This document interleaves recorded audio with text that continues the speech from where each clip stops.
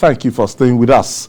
If success in the corporate world can translate into political achievement, then many Nigerians will make a case for Mohammed Hayatu-Deen to be the next president of Nigeria, having made a name for himself in the business world, especially the banking sector. Hayatudeen joined politics and is one of the presidential aspirants of on the platform of the People's Democratic Party, PDP. He will be slugging it out with 14 other aspirants for the PDP ticket, presidential ticket. Hayatudeen will be joining us on the program for discussion on the 2023 presidential race, fixing the economy and pervasive insecurity. Jide, I've been seeing adverts running, and I had to go and make my research, do my research about this accompanied banker. Yes, in the 90s, he was one of the most famous bankers in our country. And I've said it before, that he's one of the most brilliant bankers to come out of northern Nigeria. And despite the fact that we've seen some very good bankers come on stream, at least since the year 2000, Hayatudeen still stands out for his work and his manifest brilliance. And I'm not surprised, everywhere he's been engaged to talk, you see that brilliance oozing out. You see that Nigerian who is proud of his heritage, who is proud of what he has achieved, and who thinks that things can be done better, and who also thinks that he has got what it takes to turn the fortunes of Nigeria around. In spite of his accomplishment in the banking world, yes, a lot of people will say, look, he's delving into the murky water of politics. Yes. And he's going to meet with the hawks and sharks. Yes. Look, he might not be able to stand his own when it comes to the big names. I don't want to mention names. Yes, but as Delegiwa once said, the man who wins is the man who thinks he can win. So if you go into a contest believing that you've been defeated, you are not likely to win, because you won't be able to summon that strength, that inner strength, that should be your driver, that should be your propeller. You know, that self-belief. You need self-belief to accomplish great things in life. So if you've already resigned to fate, you've convinced yourself that, look, I'm not better than this guy, I'm not as good as these guys. It's a defeatist stance. And when you are gripped by a defeative stance, you cannot achieve anything. You must first believe in yourself.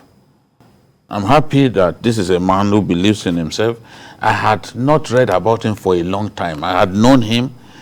His name had stuck in my brain from those days when I was a young journalist in northern Nigeria. I had been wondering, where is Hayatudeen? Where is Hayatudeen? Suddenly I started hearing that he will contest on the platform of the PDP, and I'm like, oh, this man is back. And you can see he's a man of class. You can see the way he's running this campaign. Look at the jingles that is rolled out for the broadcast stations to put out there, because he knows that, look, this kind of race should be about what you have got to offer. But the painful thing is, some people are in this race, they are not campaigning, they are waiting for a time when they will be told, when people will be told, oh, Mr. President wants a particular candidate. They are not going anywhere. They are not appealing especially to people. Within the they are ruling not. party. Yes. So you wonder, why did you pay 100 million? Something must be wrong with you. If you pay the 100 million and you are not campaigning to anybody, you are just sat there. What kind of politics is that? You need to talk to the people. You need to engage the people. Let them know that this is why they need to choose you over others. But when you are not even talking to anyone, you just pay the money and you are sitting there waiting for Buhari to say this is the person that I want. And you call that a democracy. So if the president stands up now, so those people that out of all the qualified people in our country, the length and breadth of the country, he then points at someone and says this is the person that he wants. That was not how he came on the scene. That was not how he became president. Nobody pointed at him and said, oh, that is President Buhari, that is the person that we want, or that I want. He had to subject himself through a voting process. Yes. Even people who are close to him that we thought would step down for him, they refused to step down.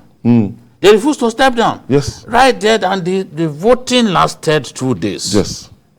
2 days that TVC covered wall to wall. I sent you guys to cover the election. We were sending food to you. Journalists were there. TVC News, we covered it for 2 uninterrupted, the wall-to-wall coverage, unprecedented in the history of our country. We covered it. Wall-to-wall political coverage for 48 hours plus. And then he emerged, became president of our country. But some are sitting somewhere now, just waiting to be told that, oh, this is the person that the president says he wants. The presidency of a country is not one person's decision. Never. Never will it be the decision of one person. But some people don't see it like that. They are just waiting. Oh, they're waiting for consensus, waiting for consensus, waiting for consensus. When consensus or the president will simply say, this is the person that I want. And then the party will not be at peace like that. Okay.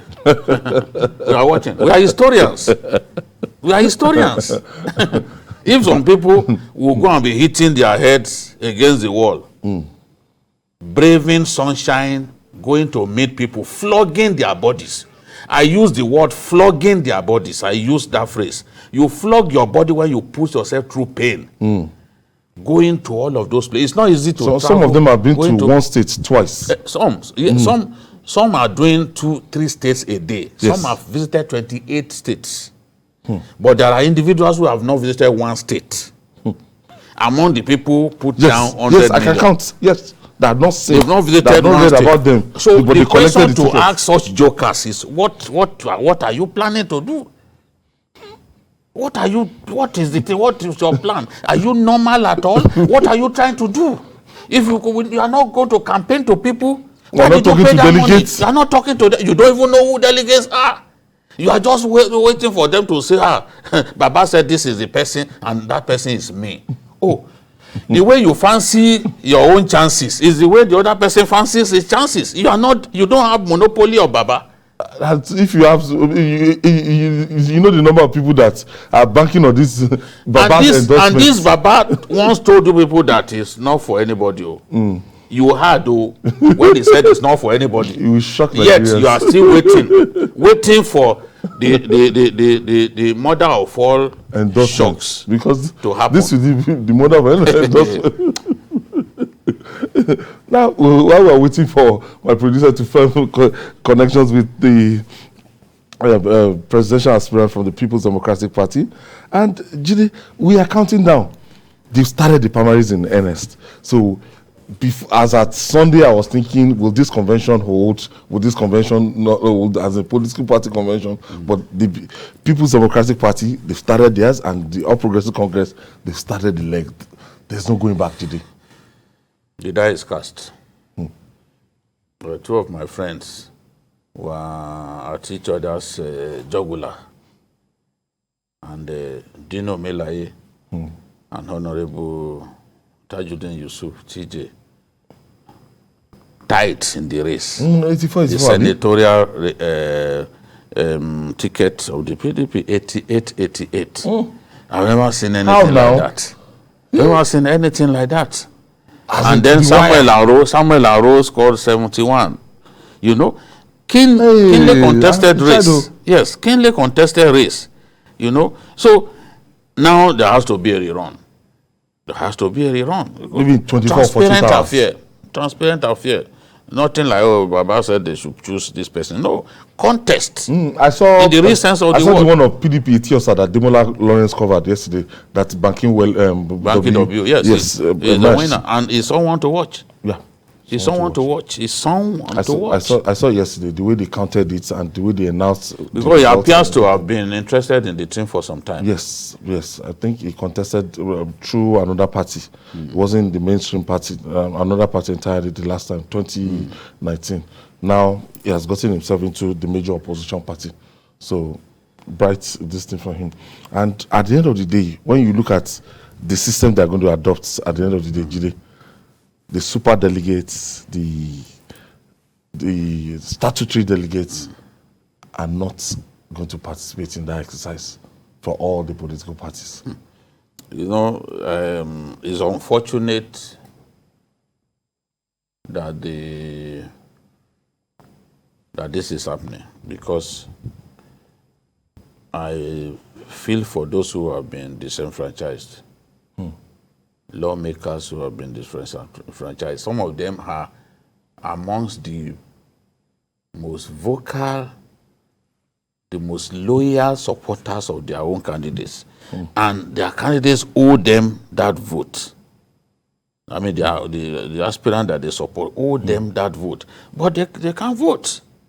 The Senate president is in the race, but he can't vote. No senator can vote for him. He can't vote for himself. And the huge number of federal lawmakers, 360, you know, and then the commission, the committee of speakers, yes, that should naturally be people that you expect who, that will be the Senate president's constituency. They are not going to be there to vote for him. So he has to work hard and get support from elsewhere. So it's so, some people made this mistake, unpardonable mistake. When this thing happened, we said, what were they looking at? Now the same president that pleaded with you to drop Section 84 of Section 12, that you rebuffed his advances. You want him to sign Section 84, you now Section 8. Made a mistake and pushed it back to him and said, please, sign. Help us sign it. So the president is just looking at them. Vintage Muhammadu Buhari. Just looking at them and saying, He signed the National Health Insurance scheme. I left this one. He left that one. He traveled. He came back. Somebody said on Sunday baby was going to sign. There was even a breaking news Saturday night stroke Sunday that he had signed. Somebody said they were gunning for governors, but eventually they kicked themselves in the groin. That's what we're saying now. It's unfortunate. I pity those who have lost the chance to get involved in this process. So the people that we actually go for the convention are elected party delegates. Yes. Elected from across the local governments. So those are and look, that has further given power to the governors. That is what has happened, because these governors, the structures of the party in their state, across the local government, is there are people that are running those local governments. So, in fact, you've made them stronger now. You've made governors stronger, and people are beginning to feel it, because where a governor does not like you, you cannot win. Where you are daggers drawn with your governor, the way it is now, if you are statutory, those delegates, maybe you stood a chance, because the governor can't control all of those people. But a situation in which these are just a handful of people, you know? Like PDP will be having 810, APC will be having over 2,000, as at against the APC 7,000. governors are already showing their strength with this, showing their power.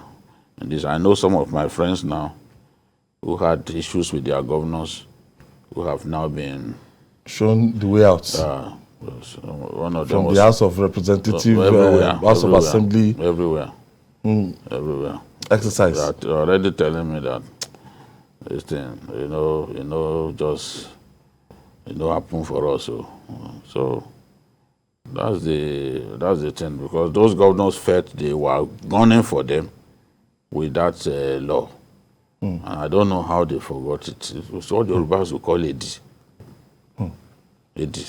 So 15 aspirants from the PDP, and as of today, maybe 25 from the APC. But the PDP, do you think they have lesser problem in their hand than what APC is? Of course, because APC is the ruling party. The contest for power in the APC is fiercer. Because they are the ruling party, they have more states their control. The contest is fiercer and the stakes are higher. PDP, opposition party, they will manage their affairs better.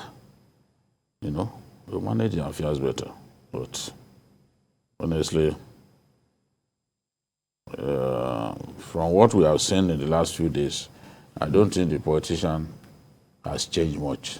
It's still the same attitude that those states, in all of those states where they had issues, you can see they are refusing to work together, they are all struggling to outdo one another and all that.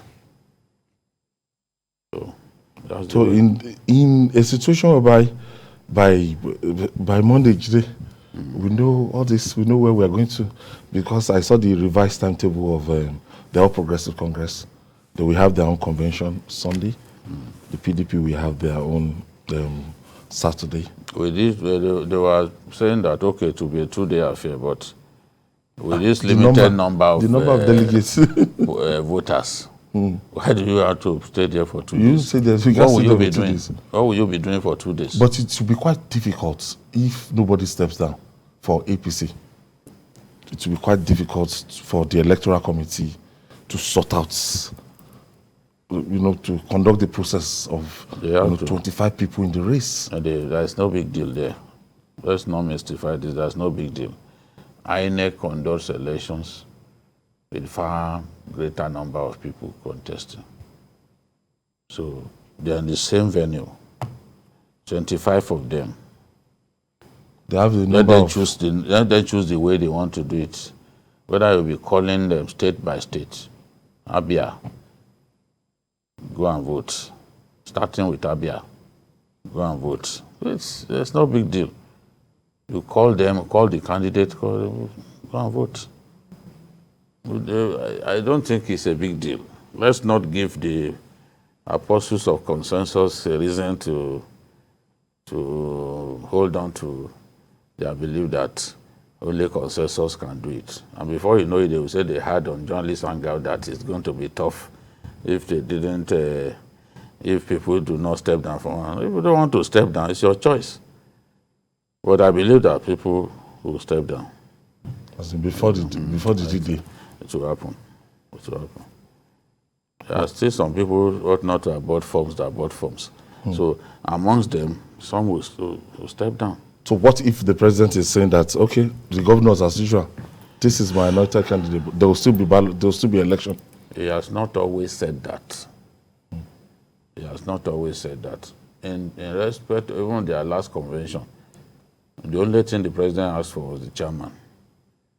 He let them fill the dozens and dozens of other positions. So this one too, I don't expect him to say that he has somebody go and vote for. What if the governors say no? What if the governors say no?